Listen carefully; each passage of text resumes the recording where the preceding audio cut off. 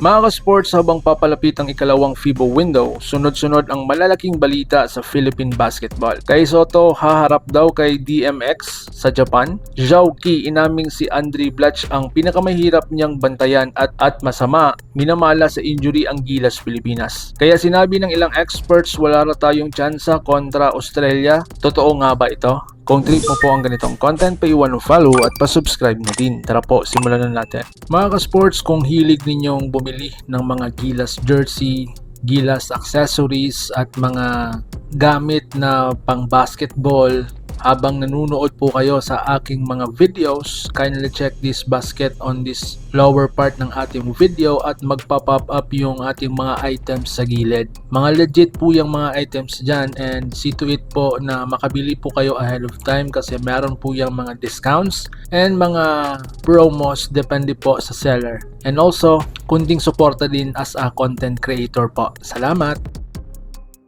Mga sports, unahin na natin ang pinakamainit na balita sa Japan. Kay Soto kontra kay DMX. Ito ang magiging isa sa pinaka-physical na laban ni Kai ngayong season. Si DMX kilala bilang malakas, agresibo at mahilig mang body. Habang si Kai naman ay isang 7'3" na may finesse, soft touch at improving defense. Ang tanong ngayon, kaya bang dominahin ni Kai ang isang mas physical na import o mapipilitan ba siyang mag-adjust sa banggaan at bilis ng laro? Napakagandang test ito kay Kai, lalo na't mata ng Gilas at international scouts ang nakatutok sa kanya. So ngayon mga sports, Zhao Qi, Blatche ang pinakamahirap niyang bantayan daw noon. Samantala, isang revelasyon ang ibinahagi ng Chinese star Zhao Qi ang lahat ng nakalaban niya. Iisa lang daw ang talagang nagpahirap sa kanya noon, si Andre Blatche. Ayon kay Zhao Qi, hindi raw dahil sa height kundi dahil sa IQ, strength, footwork at passing ability ni Blatche. Hindi raw pwedeng i-one-on-one, hindi rin pwedeng i-double basta-basta dahil kayang-kaya nitong basahin ang depensa. Patunay lang ito na ibang klase talaga si Blatche noong prime pa niya at napakalaking dahilan kung bakit umabot sa Asia Elite level ang Gilas noon. So ngayon mga sports, sa KBL, dalawang imports approved.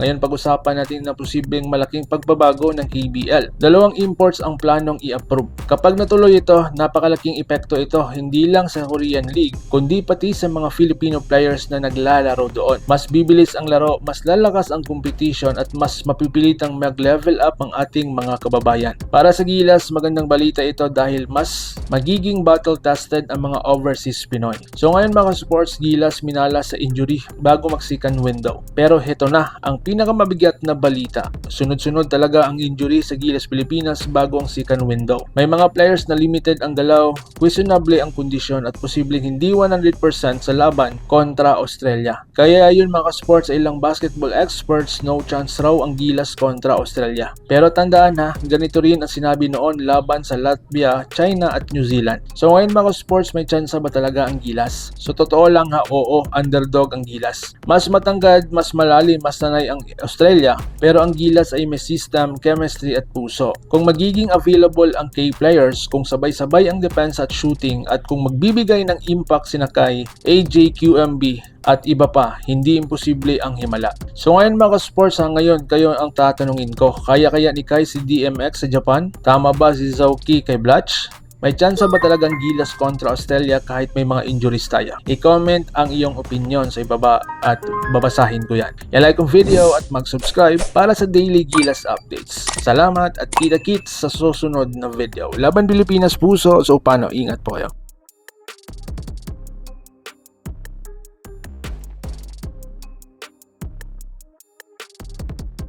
Mga ka-sports, kung hilig ninyong bumili ng mga Gilas jersey, Gilas accessories at mga gamit na pang basketball, habang nanunood po kayo sa aking mga videos, kindly check this basket on this lower part ng ating video at magpa-pop up yung ating mga items sa gilid. Mga legit po yung mga items dyan, and see to it po na makabili po kayo ahead of time kasi meron po yung mga discounts and mga promos depende po sa seller. And also, kunting suporta din as a content creator po. Salamat!